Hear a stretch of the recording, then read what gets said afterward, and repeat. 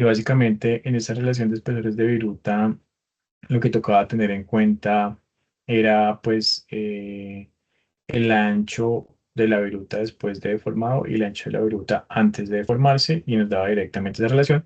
Básicamente con esta ecuación que podemos observar acá, lo que vamos a ligar directamente es lo que tiene que ver con el proceso de formación, ¿sí? De formación cortante.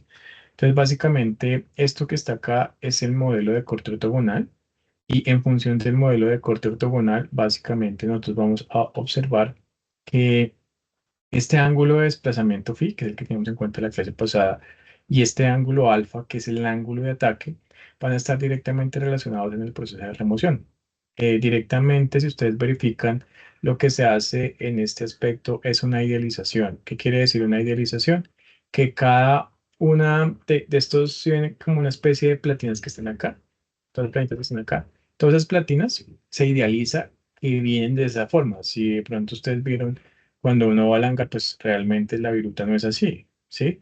Solamente que para tenerlo en cuenta en el modelo de corte ortogonal y tener en cuenta pues esa deformación, hacemos una idealización en la cual esta idealización es una especie de platina que tiene un espesor definido. Entonces ustedes verifican aquí al lado derecho, tenemos la platinita, ¿sí? Esta es la platinita y esta platinita pues tiene aquí un espesor definido, que ese espesor definido es el espesor H. Directamente lo que se quiere mostrar acá es que cuando nosotros estamos directamente hablando de ese proceso de remoción de material, lo puedo ligar con los esfuerzos cortantes. Cortantes, como vemos acá, son cargas que son paralelas a un área, ¿sí? Pero para tener esa deformación cortante, que es una deformación angular, recuerden ustedes que necesitábamos un desplazamiento, que ese desplazamiento es, por ejemplo, lo que se ve aquí es de C hasta A. ¿Sí? Desde C hasta A nosotros podemos tener un desplazamiento, que ese desplazamiento se da directamente si nos vamos aquí al modelo de corte ortogonal, porque aquí esta punta va a ejercer carga sobre el material y sobre este plano va a empezar a remover. Entonces, sobre este plano, lo que se remueve gracias a que tenemos una deformación cortante o una deformación angular. ¿Qué es lo que se ve aquí a la derecha? Tenemos dos cargas que son cargas cortantes que están separadas por una distancia h y que esas cargas pues van a producir un desplazamiento A, que es la distancia desde C hasta A. Realmente decíamos que esa deformación angular es igual a A, que es el desplazamiento, que en este caso es el desplazamiento de material sobre H, que es la distancia que hay entre los puntos de aplicación de la carga, o lo que hace referencia aquí en el modelo de corte ortogonal como el espesor de de la placa, por decirlo así, que es como una idealización de un segmento de material para poder tener en cuenta cómo podemos nosotros calcular esa deformación cortante, ¿sí? Entonces, como ustedes pueden ver, este triangulito que es alfa bravo Charlie es exactamente ese triangulito pequeñito acá iniciando, ¿sí? Aquí en toda la punta. ¿Sí? Es acá en toda la punta del modelo de corte ortogonal. Y en la parte inferior, pues básicamente lo que se hace es traer a detalle ese triángulo alfa, bravo, Charlie, ¿sí? Y con base a ese triángulo, pues poder directamente obtener lo que son las ecuaciones generales para calcular lo que son las cargas cortantes, en este caso, pues calcular lo que es la deformación angular. Básicamente, ustedes pueden observar que en este triángulo, pues aquí tenemos, como ya sabemos, el ángulo de deslizamiento. Sabemos que el ángulo de deslizamiento pues está aquí abajo, ¿no? Pero pues por ángulos internos, pues si aquí tengo el ángulo phi, aquí también tengo el ángulo phi. Si aquí tengo el ángulo phi, estas líneas punteadas que están acá, que estoy señalando, aquí mire estas líneas punteadas, el ángulo que hay entre las dos líneas punteadas es el ángulo phi. Pero como yo necesito solamente el ángulo que está acá adentro, pues si yo sé que desde acá hasta acá tenemos phi y sé que aquí tengo alfa, porque fíjense que acá, mire, aquí tengo el modelo y acá tengo directamente alfa. Si acá tengo alfa, ángulos internos, pues aquí también tengo alfa, ¿sí? Entonces, ¿qué pasa? Si de aquí hasta acá hay phi, a phi le puedo quitar alfa. Y si a phi le quito alfa, me queda el ángulo interno que está acá, que nos quedaría phi menos alfa, ¿sí? Acuérdese que En algunas referencias bibliográficas lo llaman alfa, otros le llaman gamma. Lo importante es saber a qué ángulo hace referencia. En este caso, pues acuérdense que este phi hace siempre referencia al ángulo del plano de deslizamiento y este alfa siempre, o este ángulo que está acá, siempre hace referencia al ángulo de ataque, ¿sí? El ángulo del plano de deslizamiento menos el ángulo de ataque, que es el que está acá. Este de acá es el ángulo de ataque y este de acá es el ángulo de deslizamiento. Básicamente, lo que se quiere llevar es todo este proceso, ¿sí? Para poder encontrar lo que es la deformación angular o la deformación cortante. Si ustedes verifican desde C hasta A, se da un desplazamiento. Pero para poder encontrar esa deformación angular, lo que tenemos que hacer es una división de dos triángulos. Tenemos este triángulo acá, que sería el triángulo alfa, bravo, delta. Y tenemos el triángulo número 2, que sería bravo, delta, Charlie. Listo, tendríamos dos triángulos. ¿Eso para qué? Si usted verifica aquí en la parte inferior, nos dice que la deformación angular es igual a AC sobre BD. ¿Por qué AC? Porque AC es el desplazamiento. Pero según la fórmula que tenemos acá, es un desplazamiento sobre el espesor. ¿De quién? De la platina. ¿Cuánto sería el espesor de la platina? Pues la distancia que hay desde B hasta un punto acá abajo, ¿sí? Que si lo miramos aquí sería desde B hasta el punto D.